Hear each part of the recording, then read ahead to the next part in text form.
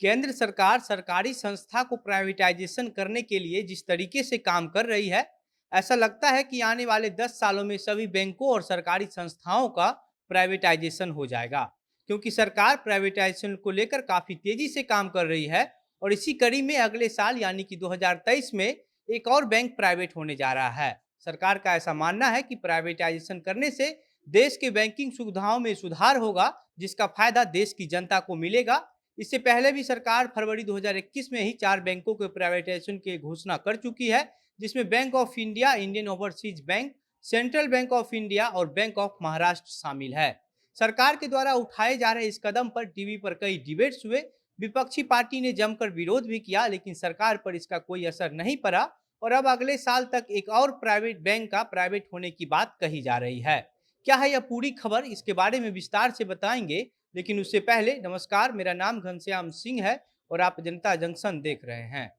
2021-22 का जो आम बजट आया था, उसमें सरकार आईडीबीआई बैंक के प्राइवेटाइजेशन को लेकर घोषणा कर चुकी है। आईडीबीआई बैंकों में 90% से ज्यादा हिस्सेदारी सरकार और एलआईसी कंपनी की है। इस बैंक के कुल हिस्सेदारी में 49.24% की हिस्सेदारी एलआईसी के पास है और 45.48% की हिस्सेदारी सरकार के पास है और बाकी का 5.28% की हिस्सेदारी सार्वजनिक शेयर धारकों के पास है, जिसको एलआईसी ने 2021 में 61 रुपये प्रति शेयर की कीमत पर कुल 21,624 करोड़ रुपये में खरीदा था। उस समय एलआईसी के पास आईडीबीआई बैंक का 51% का हिस्सेदारी था, लेकिन उसके बाद दिसंबर 2020 में एलआईसी की हिस्सेदारी घट गई और 49% पर आ गई। इस बैंक की प्राइवेटाइजेशन को लेकर एलआईसी के एक अधिकारी ने कहा कि इस बैंक के प्राइवेटाइजेशन हो जाने से देश की बैंकिंग सेवाओं में काफी सुधार देखने को मिलेगा और 21,624 करोड़ रुपए की जो निवेश एलआईसी के द्वारा की गई है, उसकी वसूली भी हो जाएगी। एलआईसी को यह उम्मीद इसलिए है कि आईडीबीआई के शेयर में लगातार उछाल हो रही है। पिछले साल जब आईडीबीआई बैंक के प्राइवेटाइजेशन की बात हो रही थी, तभी से आईडीबीआई के शेयर में उछाल होने लगा और शेयर की कीमत 35 से बढ़कर 45 रुपये तक चला गया।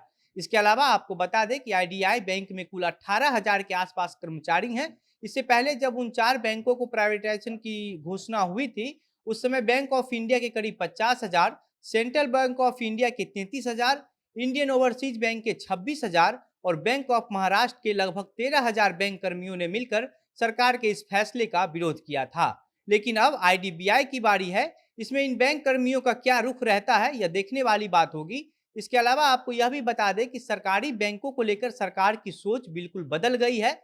सरकार सरकारी बैंकों से अपनी पूरी हिस्सेदारी खत्म करना चाहती है, यानी कि सरकार देश के सभी बैंकों का प्राइवेटाइजेशन करना चाहती है। इसके लिए सरकार को नियम भी बदलना पड़ेगा। अभी जो नियम है उसके हिसाब से सरकारी बैंकों में सरकार का कम से कम 51% की हिस्सेदारी होना जरूरी है, लेकिन सरकार अपना सभी हिस्सेदारी खत्म करना चाहती है। तो इसी कड़ी में हो सकता है आने वाले सत्र में सरकार बैंकों के नियम में बदलाव को लेकर एक बिल भी ला सकती है और अगर सरकार का यह बिल संसद में पास हो जाता है, तो फिर सरकार का रास्ता एकदम क्लियर हो जाएगा और सरकार सभी बैंकों से अपनी हिस्सेदारी खत्म कर देगी। इसके अलावा सरकार सभी छोटी बैंकों का विलय बड़ी बैंकों में करना चाह रही है, जिसके तहत कई छोटी सरकारी बैंकों का विलय बड़ी सरकारी बैंकों में हो भी चुका है। सिंडिकेट बैंक का कैनरा बैंक में विलय किया गया, यह उसका उदाहरण है। इससे सरकारी बैंकों की संख्या में भी कमी आएगी और बाद में सरकार सरकारी बैंकों के नियम से जुड़ी एक नई संशोधन बिल लाकर सभी बैंकों से अपना हिस्सेदारी खत्म कर लेगी। बाकी अब आप इस सरकार के द्वारा उठाए जा रहे इस कदम पर क्या सोचते हैं? क्या बैंकों की प्राइवेटाइजेशन को हो जाने से सही में बैंकों की सुविधा में सुधार होगा या फिर सरकार का यह कदम आम आदमी के लिए जंजाल बन जाएगा? आप जो भी सोचते हैं हमें कमेंट बॉक्स में लिखकर बताइए और अगर हमारी यह रिपोर्ट अच्छी लगी है तो वीडियो को शेयर कीजिए। अगर हमारा यह वीडियो फेसबुक पर देख रहे हैं तो हमारे पेज को लाइक कीजिए। अगर यूट्यूब पर देख रहे हैं तो हमारे चैनल को सब्सक्राइब कीजिए। कैमरे के पीछे विशाल खड़े हैं और मैं घनश्याम सिंह। वीडियो में अंत तक हमारे साथ बने रहने के लिए बहुत बहुत धन्यवाद।